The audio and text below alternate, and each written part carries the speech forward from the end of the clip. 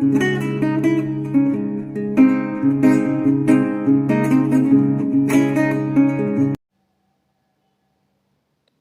साथियों, स्वागत करता हूं आपके अपने YouTube चैनल पर। आज के इस वीडियो में हम प्रकृतिवाद के महत्वपूर्ण कवि एवं उनकी रचनाएं पढ़ेंगे। और प्रकृतिवाद एक सामान्य परिचय वो वीडियो हम पहले ही अपलोड कर चुके हैं, वो भी देख लीजिएगा, लिंक उसका डिस्क्रिप्शन में मिल जाएगा आपको। तो सबसे पहले जो कवि हैं प्रकृतिवाद में आते हैं वो है केदारनाथ अग्रवाल।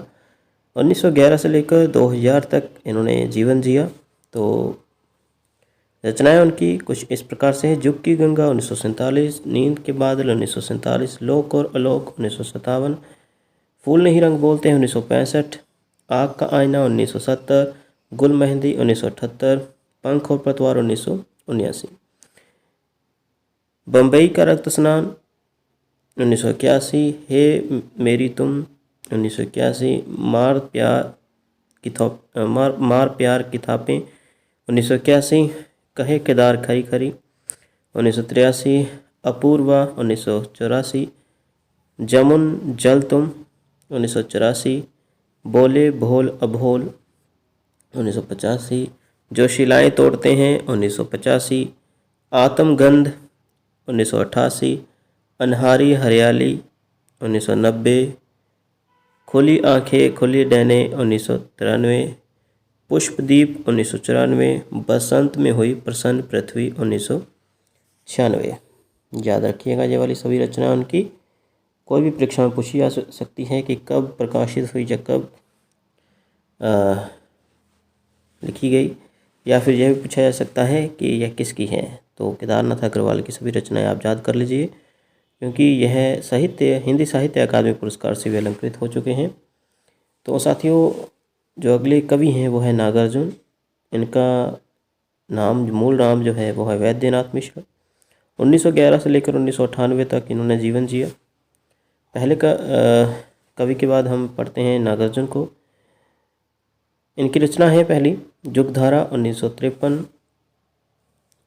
सतरंगे पंखों वाली 1959, प्यासी पथराई आंखें 1962, भस्मांकुर 1971, तालाब की मछली 1975, खिचड़ी विपल देखा हमने 1980, तुमने कहा था 1980, हजार हजार बाहों वाली 1991, पुरानी जूतियों का कोर्स 1993, इस गुब्बारे की छाया में 1989।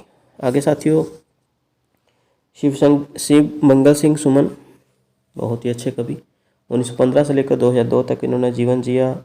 हिलोल, जीवन के गान, जुग का मोल, प्रलय सृजन, कुछ का प्रकाशनवश नहीं मिला है, किसी अन्य वीडियो में जरूर प्रस्तुत करेंगे। विश्वास, बदलता ही गया, विंध्य हिमालय, मिट्टी की विराट, पानी की व्यथा, पर आंखें नहीं भरी, हम पक्षी उन्मुक्त गगन के।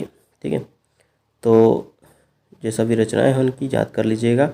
प्रकाशन वर्ष किनके याद करने हैं वो भी बता देते हैं साथियों। खासकर मिट्टी की विराट, ठीक है, इसी पर इनको हिंदी साहित्य अकादमी पुरस्कार मिला है। तो 1972 में प्रकाशित हुआ, बिल्कुल साथियों ये याद रखना है आपने। बाकी प्रलय का सृजन, इसका प्रकाशन वर्ष याद रखें। वाणी की व्यथा, इसका भी विंध्य हिमालय, जिसका भी दिया हुआ है यहाँ पर वो अवश्य याद रखें, क्योंकि वो महत्वपूर्ण है। आगे साथी त्रिलोचन का मूल नाम वासुदेव सिंह है और 1917 से लेकर 2007 तक इन्होंने जीवन जिया। तो कुछ रचनाएं इनकी हैं। धरती काव्य संग्रह 1945 में आया। गुलाब और बुलबुल 1956, दिंगत 1957, ताप के ताए हुए दिन 1980, शब्द 1980, उस जनपद का कवि हूँ 1981, अर्धान 1984, तुम्हें सौंपता 1985, फूल नाम है एक 1985।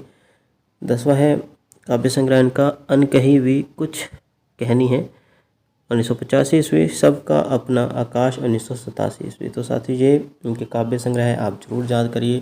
परीक्षा में पूछे जा सकते हैं कि यह किसका काव्य संग्रह है, तो इसलिए ये वीडियो बनाया था। तो ये मुख्य 4 कवि जो प्रकृतिवाद में अपना एक अहम स्थान रखते हैं, इनकी रचनाओं को अवश्य आप याद कर लीजिए। मिलते हैं अगली वीडियो में, तब तक अपना ध्यान रखें। धन्यवाद।